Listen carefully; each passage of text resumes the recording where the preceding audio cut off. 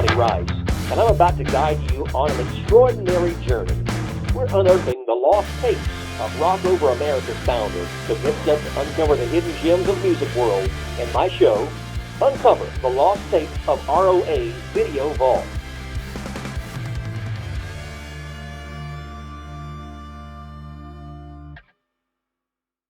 In the pantheon of rock music, one name stands out like a beacon of rebellious spirit and theatrical flair: Alice Cooper. Born Vincent Damon Fernier, Cooper's journey from a preacher's son to Alice Cooper is a tale steeped in rock and roll lore. His unique shock rock style, characterized by dark, provocative performances, set him apart from his contemporaries. Hit albums like Billion Dollar Babies and Welcome to My Nightmare ignited his rise to fame, solidifying his status as a rock icon. Alice Cooper is not just a musician, but a phenomenon that forever changed the face of rock music. Away from the limelight and the echoing screams of the concert halls, Alice Cooper's heart beats for a cause: the Solid Rock Foundation. This remarkable venture, co-founded with his wife Cheryl Cooper, is an oasis of hope for children living on the streets, offering them a safe haven and an opportunity to explore the world of music. But the Solid Rock Foundation doesn't stop there. It goes a step beyond, organizing fashion shows and an annual music contest, giving these young talents a platform to shine, to dream, and to be seen. Through Solid Rock, Alice Cooper has extended his passion for music to making a difference in the lives of countless children. Alice Cooper, a name that echoes in the halls of rock music and reverberates in the hearts of those he's touched through his philanthropy. From belting out electrifying tunes to nurturing the dreams of children, his journey is a testament to the power of passion and kindness. His music has shaped the rock industry, while his efforts with Solid Rock have given hope to countless young lives. Join Rock on America Magazine and Mark Lewis as we delve into an exclusive interview with the legendary Alice Cooper, where rock reigns supreme. Hidden gems of rock music come alive once more in the show. Uncover the lost tapes of R.O.A.'s Video Vault.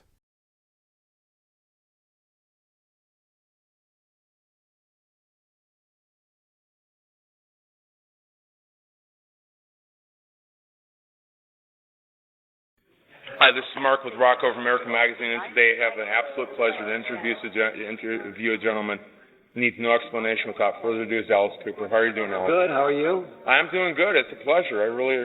Last time you were in Detroit? I moved out of there in 2001, and I've been planning on trying to go home ever since, and I haven't been able to yet. I know. Hopefully later this year. I left there when I was 10 years old, but still hometown for me. Detroit. Oh yeah. So, and it's still the rock and roll capital of the world. So. Yeah. You know. Especially if you remember the Rockets. Oh, are you kidding? Yeah. Maybe we can talk later on about that. Yeah. But I'm just gonna ask a couple of questions.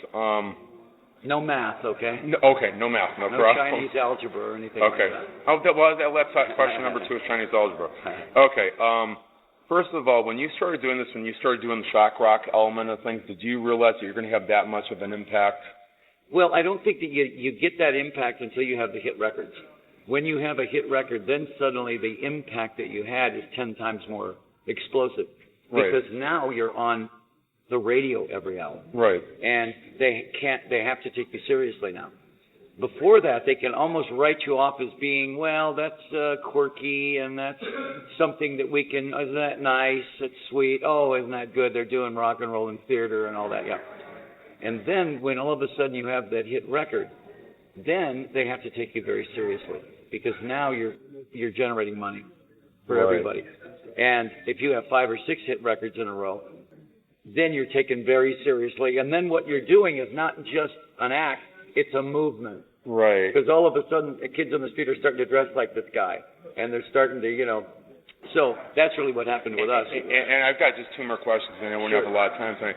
And I'm a little bit younger than you are, so I remember, let's go back to WABX. Okay, ABX, best FM station ever. Yeah, but you've seen the translation like I have, where things have gone now to satellite and internet. How does that help or possibly hurt you as an artist of music? Unfortunately, most radio now is done by robots.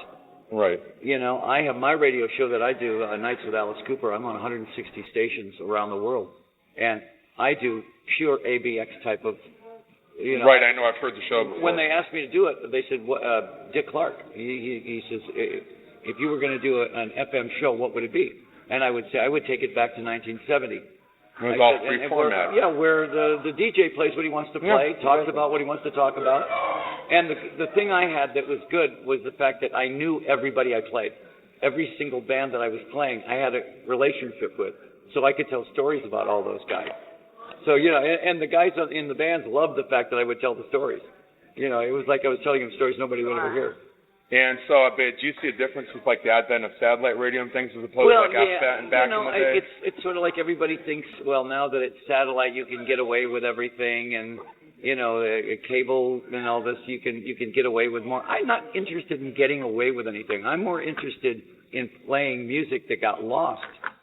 I'd rather hear the Amboy Dukes and the MC5 and the Stooges and them and Love and Paul Butterfield at least once an hour, rather than the same bands over and over. There's 40 bands that are on the list that get played every hour. Well, and for me, it's also like Frank Marino and Charlie Patton and Robert Johnson and all the I get to play, and if I just feel like playing Laura Nyro, I can play Laura Nyro. Yeah. If I want to play, an excerpt from West Side Story, I play that. But I mean, mostly it's hard rock because I'm a hard rocker.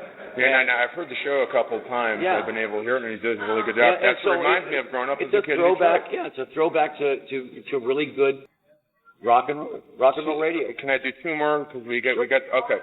Welcome to My Nightmare 2. What was the idea to bring that forward in like a second chapter of that, if you will? Because it really kind of is a second chapter. It was the 35th year of that anniversary, and when Bob and I got together, we decided. I said, let's not do part 2. Let's just give Alice a new nightmare. Right. Let's just give him a brand new nightmare. What would be his nightmare 35 years later? And it ended up being stuff that he didn't know about 35 years ago. Technology. Right. He still hates disco. He still hates this. So I said, let's write stories about him having to deal with that instead of what's under the bed or what's in the closet. Right. And that's kind of what Ian Anderson did too with the new Thick as a Brick. Exactly. You've heard that, right? Yeah. So it really wasn't part 2. It was just Alice's new nightmare. It's just like a Canadian Absolutely. We're not limited to how many nightmares we can have. Right. And I want to do one more question. We'll kind of wrap up for now. You made one of the greatest moves musically with a certain guitar player that you brought in. I interviewed her 4 days after she joined your Orianthi. I heard about her back in 2009, 2010. I'm going, who is this? I'm listening to just a couple of tracks. I'm going, this is like the next Jimi Hendrix. Exactly. And she's a surprise to everybody because when somebody looks that good and they're Australian and and charming as can be, and then plays like Jimi Hendrix, that is a shock to the system. Because generally you go, well, she's fun to look at and she's cute and everything. But you're not expecting her to play like Mike Bloomfield. Oh no, I heard guitar technician. I'm going, and my mouth literally did this when I saw Frank Marino. So she'll sit and she'll play with Steve Vai, or Satriani, Carlos Santana, absolutely. And the great thing about it is, I don't think she knows how good she is. Well, when I interviewed her, you know what her reaction was when I was praising her? Very, very humble. She was actually shocked anybody was saying anything like that. No, she's and yet she plays like a guy. Yeah. I mean, she plays like I've never heard a girl play like that. For you to work with her, because this is the first time you've ever had a woman in the band, and it's generally the first time a big rock act has taken a woman into the band. So, just any comments on that? Because did you get flack for this? No, I think everybody out there is jealous that I have her. Anybody would have taken her. She could play with any band in the world. She played with the Rolling Stones. She could play with anybody. Are you planning on having her stay long? Oh, yeah. She can stay as long as she wants. She has the open invitation. And every time the tour ends, she goes, when's the next tour starting? I said, May. She goes, I can't wait. Can I ask you one more thing? Sure. The event that you're doing tonight, what got you involved with the Missing Us Buddy? Well, they know I play golf. And they know that, I'm one of those guys that plays a lot of these celebrity tournaments. No. And asked me if I'd play it 3 or 4 years ago. And I said, sure. And I came in. And it was, it's like every other, all the guys that play in this tournament are actually guys I played with before. Robert Hayes and all these guys are all friends of mine. That's so cool. So when we play celebrity tournaments, it's almost like an old thing of fraternity. Because it's all the guys I know.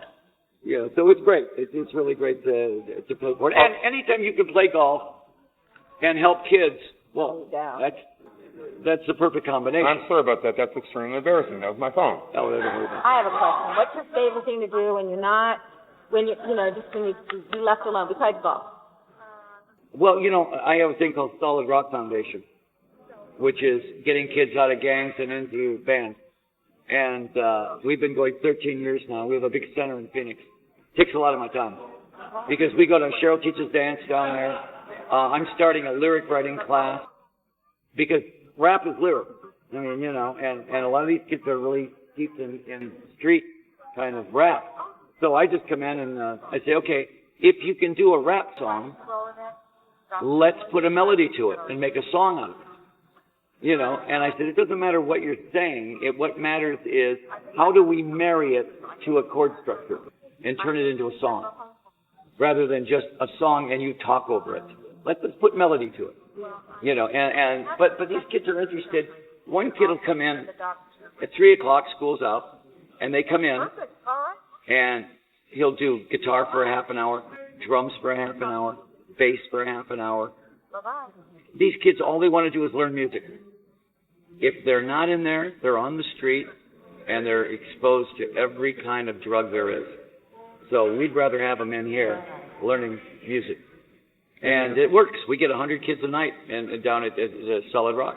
I'm going to end this because I know that you got to get back inside, but do you want to, I'm going to let you end this any way you want to. Do you want to end this like you do on your show, or how do you want to end this? No, it's fine. It's just one of those things where, like, would your lovely bride like to say anything at all? Would I like to what? Would you like to say anything at all? You're awesome. You guys met during the Welcome to My Nightmare tour. 37th anniversary coming up. Would you like to say anything and be a part of this? Because, you've been an integral part of his life. Dave. Hi, Dave. How are you? Good. Can I make one comment? I saw you on TV, and you made the greatest comment in the world. You go, when Alice is in public, he's in public. When he's home, he's mine. But you have this great relationship where you understand, like a lot of marriages this period don't. You guys have been married for 37 years. Yep. And for you, just anything that you would like to say about him, about your relationship, working with him, just whatever. I was telling you about Solid Rock also. Oh, great. Yeah. Well, just him personally, I married a hopeless romantic, which is really good for me because he still dates me, which is, I think, the delight of every bride's heart because a woman always wants a man to pursue her like she's not his already. Right. So now that the two of us are one in every respect, we have our own identities, but marriage is really good, and we're co-laboring to do this Solid Rock. That's our passion. That's our dream. Between the two of us, we have 75 years of show business experience. So we're putting that all into the Rock Team Center and having a great time doing it and changing a lot of lives. Whose idea was it? Was it a mutual idea, or was it yours, or was it Alice? Pretty much. It was, how do you help kids? What is the one thing we can do to help kids? And you look at them and you realize if you take a kid from the worst barrio in Phoenix and then take a kid from the most expensive house in Scottsdale and put them in a room together, what are they going to talk about? Music. That's the common denominator. So I said, then why don't we just make sure that that's the focus of this, is music. It's a Christian nonprofit organization, and but we're not beating them over the head with the Bibles. We're saying, look, you don't have to come in here and learn verses. But we're available for that, but we want you to come in and not get shot. And I promised Jackie I'd only go 10 minutes and we're going to love it. So yeah, if you guys want to say anything? No, that's great. That's great. I'm going to say interview over.